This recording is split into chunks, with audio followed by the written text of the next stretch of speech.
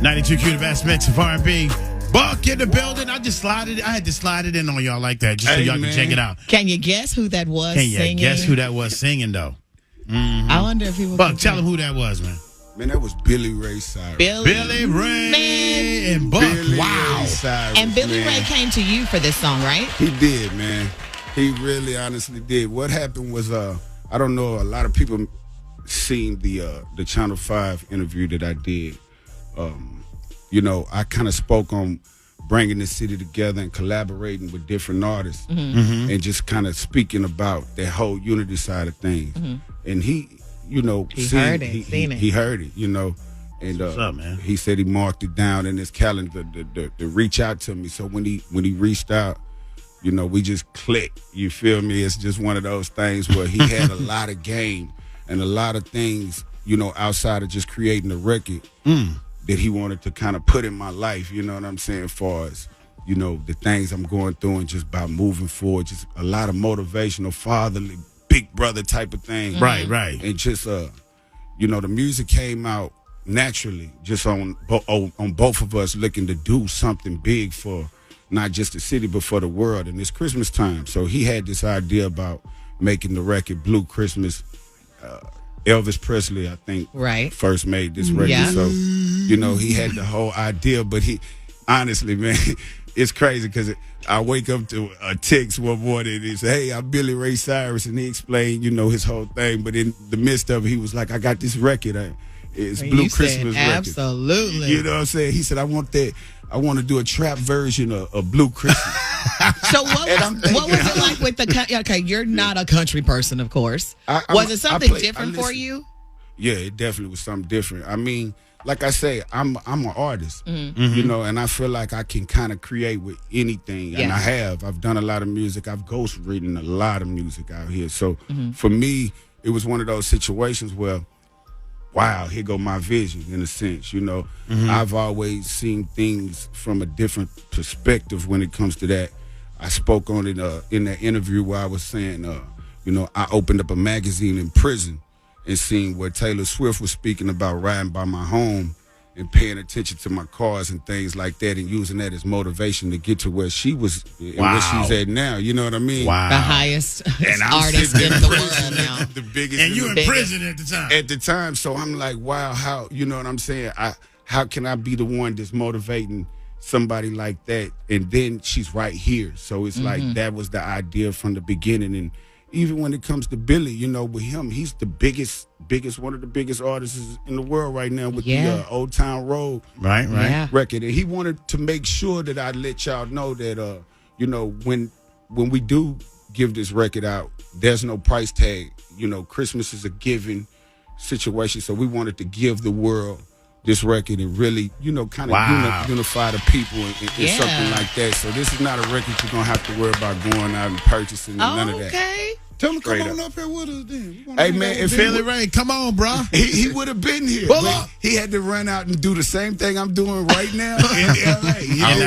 Okay. So, you know, shout out to Billy Ray and the whole Cyrus clan, the whole family, Miley, Noah, everybody. You know what I'm saying? It's one of those situations where, you know, I just woke up into a situation of making a Christmas record, but it's turned into being, you know, running into one of the biggest blessings and one of the best friends in my life at this point, you know. That's crazy, man. Young Buck on a Christmas record. In 2000s early, you would never thought that Buck would be talking about Santa Claus. Nah, man. Well, he did say whiskey and eggnog. Right, you put that in there. But it's about the evolution, man. And, you know, you've had a lot of adversity and everything, man, going on. And it's just good to just, you know, I wanted to come in and talk about some music. You know what I'm saying? I mean, you know, everybody's probably sitting over there. You going to ask him about this and that? No, I want to talk about music.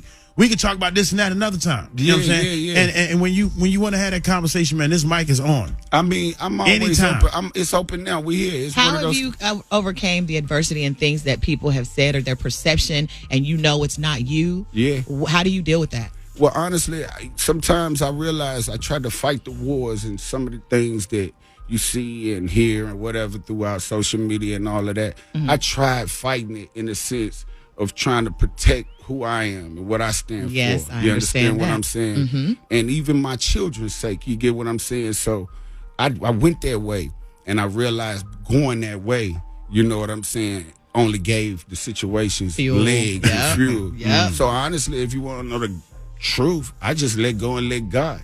You know what I'm saying? Because I'm one of them individuals, like, I know who I am. I know what I stand for. And honestly, it ain't too much more that I can really give you to. I can't make you believe wherever I stand. Right. It is what it is. That's true. And you know, public opinion is they gonna have what they have. It's fleeting. But I also pay attention to the legs that I gave the situation by putting myself in certain positions for it to be that way. So, you know, you live and you learn. I'm going to tell you something that Billy taught me from the beginning. You know what I'm saying? I kind of was trying to explain my situations that I'm kind of going through with, you know, even with 50 and just trying to resolve getting through that situation. You know what I'm saying? Whether it's about turning in your album or working out a situation to give you whatever you owed. So are y'all not friends? Nah, not at this moment. I need you to be on Power. I can see that. I mean, man, that'd be a good role. I can see you I'm on gonna Power. be honest. I'm gonna be honest with you. I don't rule out business at this point. Right. I'm just one of those dudes at this point. I'm just trying to get to the business and move through whatever you know situations that I do have myself in contractually. Right. I've always been where I'm at with it now and trying to resolve it. You know, different people look at things different and resolve their problems or try to resolve things in a different way. And for me, even in that situation with 50, you know, honestly, I don't know exactly where things is going. And I can't really focus on the negative side. Right. I kind of just stay positive on my energy.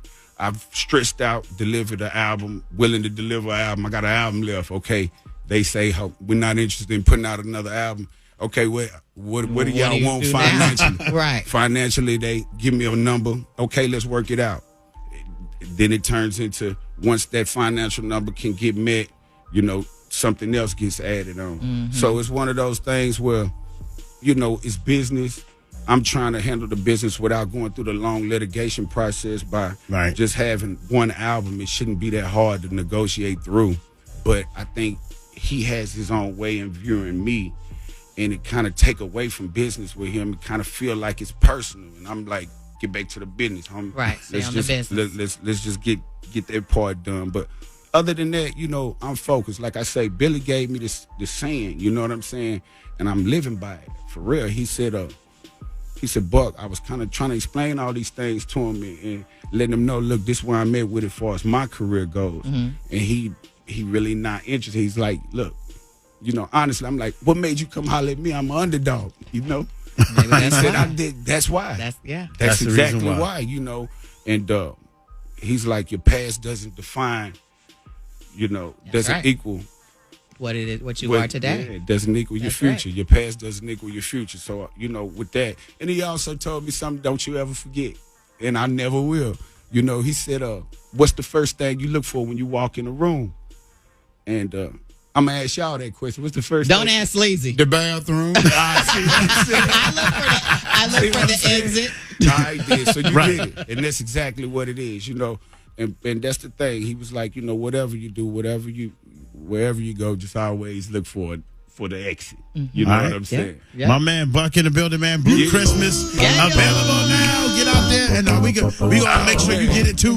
Make it available. It's free. It's a Christmas gift. You can't beat that with lotion. We gonna get that on again.